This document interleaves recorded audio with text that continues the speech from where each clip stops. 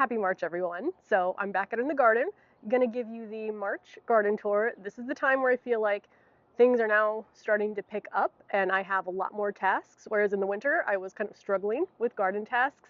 Now, February was warmer than normal. I was even watching the news, and I think all but 2 days in February, the temperatures were above average. So things are definitely starting to poke out above the soil a lot earlier. So there's more stuff already happening in the garden. It's also kind of a mess, but that is the reality of garden life sometimes. So let me take you around and show you what things are looking like for March. As a recap, I garden on 2 rooftop decks here in Chicago. There's this one, which faces west and is what I consider my less formal garden, but this is the one I've been gardening on since we moved in 2020. And then the other deck that I'll take you to in just a second, I really just started gardening on it last year. What I've done so far in February is get all of the pots that I leave out here over winter out of the corner, which is where I'm standing right now and where I store things over the winter, and just move them out onto the deck, not necessarily in their permanent positions, but just in areas to get them some more sun.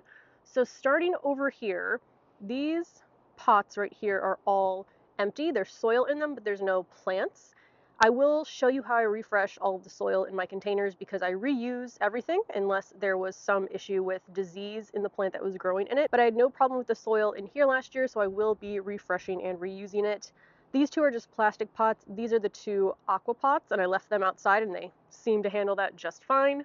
Then I have grow bags, which I have just kind of stashed around. I like to use these in the winter as insulation against pots that do have plants in them, so I tend to leave the root ball or the soil in them and then remove that during spring. So this month, what I'm probably going to do is this, I think, was a pepper plant. So I'll get the root ball out of here. I don't know if there's a plant in that one, but I'll get the soil out of there if there is. There's 2 other grow bags back there that I'll empty out. So once it kind of warms up a little bit more, that is going to be on my task list. But nothing in these containers was overwintered and is going to come back this year. Now, what I hope comes back are some of the plants in the center raised bed, even though they won't be staying here because this is my zinnia bed. This is what I see from inside the house, so I love looking out on some of my favorite flowers. I don't know for sure which zinnias are going in here yet, but those won't be planted out until early to mid-May most likely. But what is in here, I have some cone flowers, I have some black-eyed Susans, kind of forgotten what else is in here, but I put these in during fall. And I'm gonna wait to see if they do start to put out new growth before I repot them somewhere else, because if they died in the containers, there's no point in me repotting them. So I'm just on the lookout for like any new growth once it starts coming up from the root ball here. If I see some, I will repot those. If not, then they will be composted. I also do a refresh of the soil in my raised beds. I have had these since either 2020 or 2021 because I got them over the course of 2 years. I have never once emptied them out entirely. I don't even know how logistically I would do that 3 stories up. So that's what's in this raised bed, but again, it will all be emptied out. I do have some pansies that are coming back, which is a nice surprise. Now let's scooch around this way. I've already uncovered my table and chairs because the weather was just calling for it. This is the corner where I put all of my potted plants that were staying outside over the winter because it's closest to the house, so it's going to give it the most protection, and the sun isn't shining on it, so it's not going to go through a freeze-thaw cycle, being in a very sunny part of the deck over winter. So this has been my go-to corner for shoving all the pots in there and then bringing them out once the weather warms up. I also have my flower cart here, which I, again, will grow morning glory definitely, and then trying to figure out what else I want to grow on this cart. But I have, again, some more empty pots, grow bags with soil that I'll empty out, pot lifts. It also kind of works as storage. Heading over to this raised bed underneath is a box of soil from the pots that I did empty out and carry inside, like all of my terracotta. I will also show you how I refresh that. I'll be doing that very soon in the next couple weeks. And then this bed is where I sowed radishes and lettuce. Just a few days ago, maybe about a week ago. I don't see anything poking up yet. It was warm and kind of got cold and kind of got warm again, so hopefully I see some germination here soon. But this plant here, again, unidentified, but The leaves look familiar to me, so let me know if you know what that plant is. That I didn't plant it. Like I did not purposely put that in there. It grew last year and then it's decided to come back this year, which is nice. But this is going to be my Gomphrena bed. It has been my Gomphrena bed for 3 years and I love it. So it's going to be my Gomphrena bed once again. Those seeds I will start indoors, I think in the next week. They're the first seeds, well, first of my warm weather seeds that I start inside because they tend to take a little bit longer to really get going than some of my other flowers. Then we have the pathway here. So my 2 raspberry bushes are here on the right. I will be pruning those very soon. Pot of strawberries here. And then my 3 30-gallon grow bags filled with zinnia stalks. Now, the reason I left these was just in case there were any beneficial insects overwintering. And if you're doing that, you don't want to really clean up anything in your garden until the days are consistently 50 degrees, because when that happens, it's most likely that any of the insects or pollinators that were overwintering in there have left. So those will probably be cleaned up maybe by the end of March. We'll see if March is as abnormally warm as February was. Now, I can't go through here right now because the zinnias and the pokey raspberry bushes are kind of making a little gate, so we will come back around to the other side. So over here I have my cages that I just store outside over winter. This is the raised bed where I sowed my peas. Again, I don't see any germination of them yet, but we once again have pansies coming back. I had the sunflower stalks from last year that I'm going to use as a pea trellis. I will remove those probably early May when I'm ready to plant my new sunflowers. I like to direct sow those seeds outside. Then I have my 2 columnar apple trees. So these I overwintered in the garage, mostly to protect them from too much moisture in the soil over winter rather than the cold. I know they're in 2 small pots right now. I want to be able to pot them up this year, but I don't know where I want to keep them permanently. And I don't want to pot them up into a larger pot that I can't move and then decide I want to move them. So they're going to stay here until I figure out where they're going to go. But obviously they haven't really started to put out any leaves. I don't really see much of bud swelling yet, but we'll see how they do. But I did move these out because the weather has been so warm. These I got as a pack from, I think it was from Park Seed. I know there were a couple other retailers that were selling the like dual pack of 2 trees, 2 columnar apple trees. So I'll try to see if anyone's doing it this year. I got them last spring, and actually let me see what the exact varieties were again. So this one is the Malice White Icicle, and then the other one is the Scarlet Sentinel. So I'm hoping these do really well, but this is a great way for me to grow fruit because apple trees would take up a lot of space. They would be a lot of weight up on my deck, but I think the columnar apple trees will work great for my gardening needs. Then we have this raised bed, which I sowed some native seeds, native perennial seeds last fall. Nothing is sprouting yet, but I feel like it's been pecked through because it kind of looked weird one day when I came out the soil. So I don't know. I'm hoping the seeds are still in here and they, again, will germinate soon. Because the weather has been so warm, I'm definitely getting impatient and nervous about some things I haven't seen yet. But again, it is still very, very early March, so I can't get too ahead of myself. But this raised bed here, the goal is to make it natives.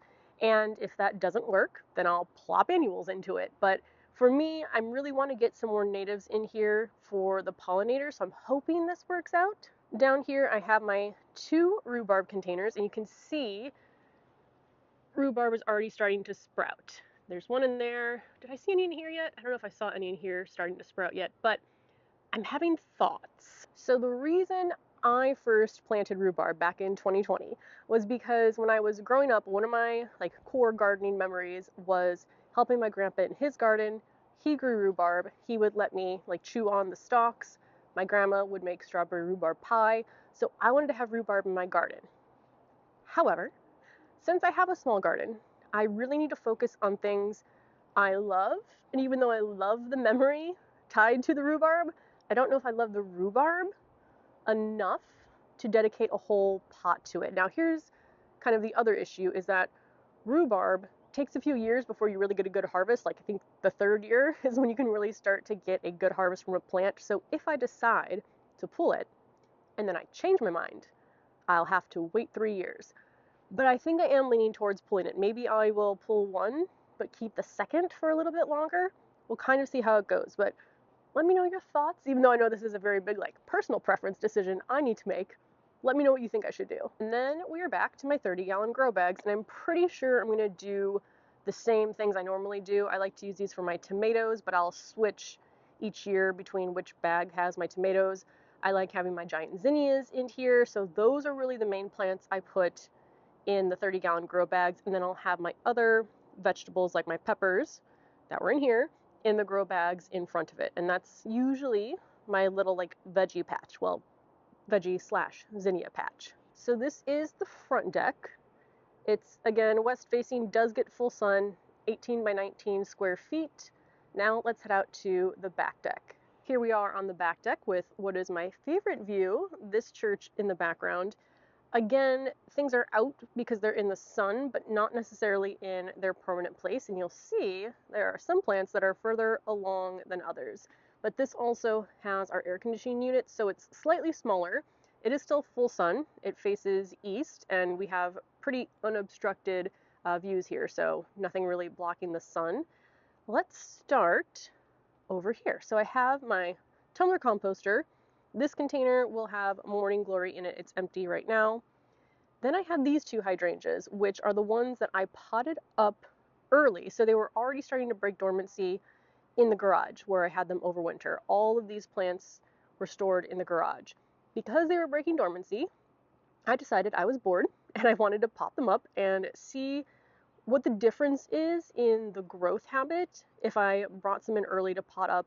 And I've just kind of been taking them in and out as weather allows, but they have spent most of the time inside under grow lights. Now, this one I've realized doesn't have a tag. I'm pretty sure I said it in the video, so I need to go back and watch, but these are all different varieties of hydrangeas that will all get to about 2 to 3 feet maximum, which is perfect for small garden spaces. And these are the pots, like this size pot, which I think is 12 inches diameter, is the largest pot that I plan to keep them in. Like, this is going to be their permanent space.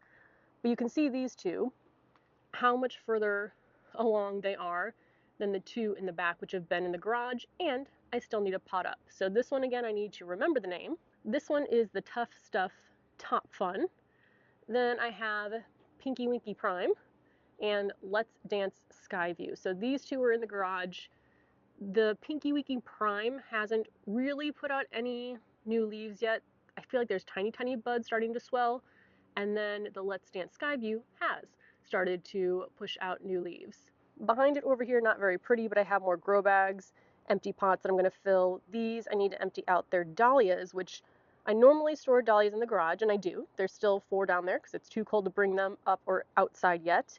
But these had some sort of fungal issue, so I didn't want to overwinter them and keep them. So I'm going to remove these and the soil. Again, if there's some sort of fungal issue with a plant, I don't want to reuse that soil. So these will be emptied out completely. Then I have my one rose plant. This is the only rose plant I have. I don't consider myself a rose expert, but I really, really want to be. I got this last year. It's the Flavorette Honey Apricot. It smells so good. The petals smell so good they make my mouth water. Like, I really want to eat them, but they do taste good. They don't taste as good as they smell, if that makes sense. But I think you can tell I had this up against a wall last year, so it's kind of pushing out more growth this way. So I'm trying to even it out a little bit. I'm going to put it somewhere else this year. I just don't know where yet. Then we have pots with bulbs in them and an empty bucket. Now, this one here, I do have one flopping over because this was growing in the garage and I didn't realize it had gotten so tall, and then it started to flop, probably because there was no light. So I don't know if that one's going to make it or not, but we do have other bulbs in here starting to come up. This one, we have one just peeking through. I don't think there's anything in those pots, but I'm really bad at labeling. Then we have some daffodils. I think, is that empty? See, this is why you need to label. I think this one's also empty, just has soil in it. And then this one also has some bulbs that are sprouting. So these pots, the gray ones with bulbs, were all kept in the garage. They are out now. Then I have my 3 raised beds, all filled with bulbs. But before we get to that, let me talk a little bit about the holly trees that I thought were dying, but I don't think they are anymore. So a quick recap on these holly trees. I really wanted some evergreens out here, so I had some color to look at over winter. I went to Gethsemane Garden Center in Chicago, and they had these plants, which are zone 5.